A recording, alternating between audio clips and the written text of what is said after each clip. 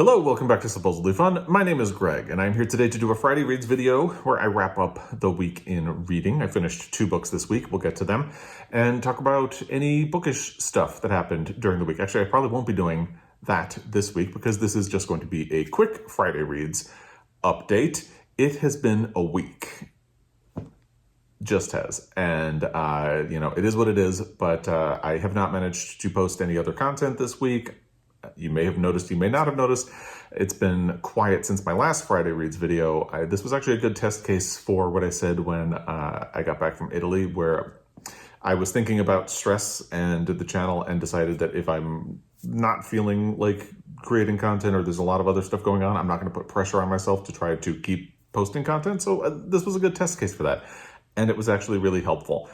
I almost didn't want to do a Friday Reads today just to continue that trend, but I figured there would have been no warning about there being no Friday Reads, and I am actually not going to have a Friday Reads next week. So here's your PSA for that.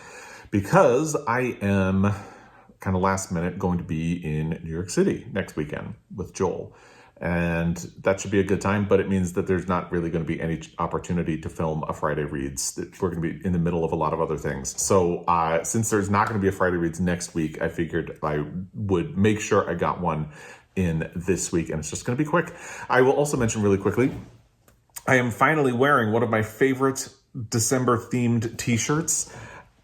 Actually, Joel pointed out that I hadn't worn it yet this year. I don't know why it hadn't occurred to me. It's one of my favorite shirts that I own, and it's obviously very seasonal. So I need to try to wear it as much as possible before the end of the year. And this is the start of that. So anyway, it's been a week. Not going to go into it, but yeah, I did finish 2 books though. So let's just move into the Friday Reads portion of this video. And I'll say that the first book I finished was Kindred by Octavia Butler. This was one of the books that I need to get to before the end of the year in order to complete the Montana Book Company Reading Challenge for 2022. And there was a prompt specifically to read a book by Octavia Butler. I have never read one of her books, even though I've heard really great things. I only really dabble in science fiction and fantasy, and that's kind of why I hadn't gone there. But I'm glad that this kind of forced me to do it. I really did enjoy the book. It was very good, very infuriating. If you want a book that's going to make you really angry, like outlandishly angry at a white man, this is the book for you. Although the real world kind of does that enough on its own. So if you're unfamiliar, and this is actually just about to be released as a series on Hulu, I believe on December 13th, so next week. So I managed to read it just in time. I didn't know that there was a series when I decided to read this book, because Joel read this one back earlier in the year, and he liked it so much that I knew that this was the one I was going to do. And then I found out that there was a series, so it's going to be on Hulu next week. I'm glad I got to it just before that is going to be, because I'm really interested in how they're going to adapt this into a series. The premise is you have this woman who all of a sudden is sort of taken out of time. She ends up at a point in the past and saves a young boy from drowning, and then ends up back in her home with her husband. And this starts happening. Anytime that boy is in danger, she gets sort of ripped into the past. And her husband is white. He actually gets taken with her. That's not a spoiler. It happens really early in the book. And there are all these complications, and basically she is tethered to the past, and is forced, she's like a modern woman, and she is forced to live as a slave because she is Black, and she's back on a plantation. So she has to reconcile her attitudes about her own personal freedom with the way people were forced to live back then. It's a book that was published in the 1970s and feels like it could have been published now, which is actually not a good thing for society. But it's a really good book. I liked it a lot. And I am not going to say a whole lot about it now, just because, again, I'm going to try to keep this really short.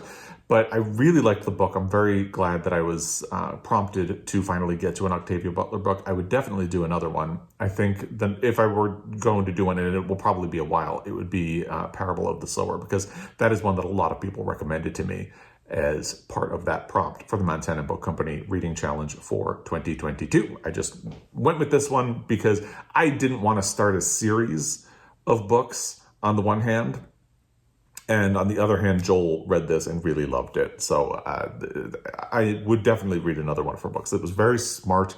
It works on a lot of different levels. It's interesting because in the beginning of the book, the protagonist thinks that she can take this young white boy and thinks that who is going to inherit his father's plantation at some point. She thinks that she can teach him not to be like his father. So the book is also very much about how societal pressures lead someone in a certain direction. And it's almost about how you can only do so much to try to prevent someone from fulfilling their own destiny. Like ultimately they get to choose their own path. And it's a really interesting book. And again, I'm not going to spend a whole lot of time talking about it now because I'm sure I will be talking about this again, if not next week, since there won't be a Friday Reads in my monthly wrap up, which I will try to get Joel for. And it will probably be on maybe even both of our favorite reads of 2022. I don't know where on the list, but stay tuned for that. So I'll talk more about it at that point. I'm just going to leave it at that really basic summary of it right now, but I really liked the book a lot. I'm glad that I read it, and I'm glad that I was prompted to do it, and I would definitely be interested in reading more Octavia Butler in the future. Again, I think it's interesting that it really feels like a book that could have been published within the last 5 years, and that's mind-boggling in a certain way. The other book that I finished this week was something my neighbors had recommended to me. It's called The Long Call by Anne Cleeves. We were having a conversation about a month ago about mystery books, and I mentioned to them something I've talked about a lot on the channel, which is that I really struggle with mysteries and thrillers lately because I don't really like what the genre has become in the wake of Gone Girl. It feels like there are a lot of psychological thrillers that are just really out to trick you. They're very fast-paced. I tend to respond to the sort of classic whodunit style. So my neighbors recommended The Long Call. It has also been adapted into a series. It's only available in the US on BritBox, I think. It's either BritBox or Acorn. I can't remember which, and we don't have that. So I will not be able to watch the series, which is a little disappointing because I would like to. The audio is narrated by the actor from the series, and he did a very good job. So, it makes it even more of a shame that we probably will not be able to watch the show. But I also really enjoyed this. It is the type of mystery that I like. It is taking its time. It's not in a rush. You don't have chapters that end on cliffhangers. That is something that gets on my nerves because when every chapter ends on a cliffhanger, instead of feeling excited or like I'm in suspense, I tend to feel exhausted. And it sort of interferes with my appreciation of the book. So this is something that just has chapters and moves along at its own pace. It has a good cast of characters. I'm actually going to recommend this to a friend who's obsessed with Louise Penny because she loves the cast of characters in it. And I feel like there are only 2 books in the series, and I have a hold on the second one as well. I don't know if I'll be getting to it before the end of the year. But it feels like there's potential for this to kind of turn into that. It feels like a natural show for a TV series because it's not just about the detective. There actually is a supporting cast of characters that is interesting in their own right. And that would naturally sort of lend itself to the idea of a TV series. And so I would love to watch it maybe someday. The premise of this is that the detective is named Matthew Venn. He is actually a gay man, and he has a husband. He has a complicated relationship with his family. He had to sort of leave the family. They were very religious, so they did not accept him when he came out of the closet. And a man is found stabbed to death on the beach in their community, and the investigation involves the charity where his husband works. And so he at first considers whether or not he has to remove himself from the case because the murder victim had volunteered at this organization, which helps people with learning disabilities cope and their families, almost kind of like a daycare, but it also teaches them to be independent and to help themselves and do things for themselves. So it ends up being a little bit dark, but not really heavy dark. It's like the perfect mixture if you're in a Goldilocks type situation. It's like not too dark, but not too light either. It's like not a cozy mystery, but it's not unrelenting agony and despair. And it's not trying too hard to be funny. It's not trying too hard to be serious. I liked it. It's much more about the characters and getting to know them, and the detectives move. The investigation is kind of the focus of the book, and I really appreciated that because the three investigators sort of move around, and there are two that really take the focus, Matthew Venn and a woman named Jen, who is sort of his closest confidant on the force. And they have a really interesting dynamic that I would love to see play out in other books. So I'm kind of hooked on this series, in case you can't tell. So I did put a hold on book number 2. I don't think there's a long wait, but I am going to see what's happening when it becomes available. I might try to finish, because I finished this very quickly. So there's a chance that I will get to the sequel before the end of the year and be fully caught up on this. And hopefully Cleeves is going to hurry up and publish another one, because it feels nice that I have finally found like a modern mystery series that I can get behind. Joel is actually listening to it right now, and he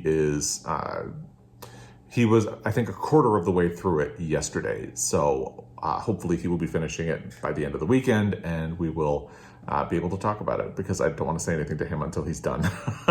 But yeah, this was fun. I really enjoyed it. And I have already started my next audiobook, which is The Problem with My Normal Penis by Obioma Ugoala. As part of the Montana Book Company Reading Challenge for 2022, I am supposed to read a social sciences book narrated by a Black author or person of color. And this is social sciences, and it is narrated by the author. It's a very interesting book so far. Basically, the premise of it is that it's about his experience growing up as a Black man in the UK. He is an actor, I believe. And it's about his experiences as a child and the expectations that are kind of foisted upon him. But it takes a very different approach, because he's talking about all of the issues that you'd expect to hear, but he also really discusses how sexualized Black men are, and how even just like casual jokes about the size of their anatomy create uncomfortable situations throughout his life, and how the sexualizing of Black men creates damaging stereotypes throughout his life. People would frequently make jokes about him wanting to sleep with white women, the implication being that those white women would somehow be damaged by the experience, or seen as less than, or would be like debasing themselves. And it's dealing with all of those stereotypes. It's really interesting. I'm only about a quarter of the way through so far, but it is very funny. It is insightful, and I am looking forward to finishing it hopefully soon. I've made a good chunk of progress. I started it this morning, so I should be done soon. The only other thing going on is Demon Copperhead. I made progress on a chunk of it over the weekend. The way things have been this week, I have had more time for audio, because usually I can listen to an audio and do other things. I have not had time to sit down with a physical book, and I really want to finish this book. And unfortunately, this weekend is not going to be the weekend, because we have to get up and take Jamie to a haircut in the morning, so there's going to be no time to sit with coffee and enjoy the book. And the next weekend we're in New York, so I don't know when I'm going to fit in the time to finish this book, but I'm going to try, because I'm really loving this book, and I want to be done by the end of the year. So we'll see how all of that goes. That's Demon Copperhead by Barbara Kingsolver, and that's everything that's been going on this week. We finished The Big Brunch. I mentioned that we were watching it at the end of last week's Friday Reads video. I really loved it a lot. I thought it was a very fun show. It's a cooking show that is almost like a cross with Shark Tank in the final episode. They give out a much larger cash prize, and I didn't quite understand why until it got to the final episode. So they are basically investing in a business. So the people who are on the show have like a charitable organization or a business related to the food industry. And I did notice that, obviously, because they would talk about it in every single episode, but I didn't realize that the money was to invest in the business. So it's a really interesting and different way of structuring a show. They have a really great cast. I love the judges, and it was a lot of fun. It's on HBO Max. If you have not watched it, it's The Big Brunch, hosted by Dan Levy from Schitt's Creek. I recommend it. It was a good show to offer some distraction during a hard week. So it definitely fit the bill for that. And I'm just sad now that we're done and have to wait and to see if they do another season of it, which hopefully they will. So I will leave it at that. I would love to hear what you've been up to, what you've been reading and loving and watching and all of that. I am going to try to get some videos filmed next week before we leave and get them posted. And since there will not be time for a Friday Reads, I might plan to do one of those on Saturday instead. So at least you'll have something fun, hopefully, instead of a Friday Reads. And that will be my gift to you. But we'll see how that goes. People overwhelmingly did want the NPR Big Books list. The problem is with this week and the way it's gone, I have not even been able to open the list to begin looking at it. So I don't know that I'm going to have a chance to do it before the end of the year. We shall see. I'll try. I will try. Because a lot of people were really excited about it. So I will do my best to get that video in. But it has not happened this week, obviously. But anyway, I will leave it at that. Hope you're doing well. Let me know what you've been up to in the comment section down below, or if you have thoughts about any of the books or shows I have talked about.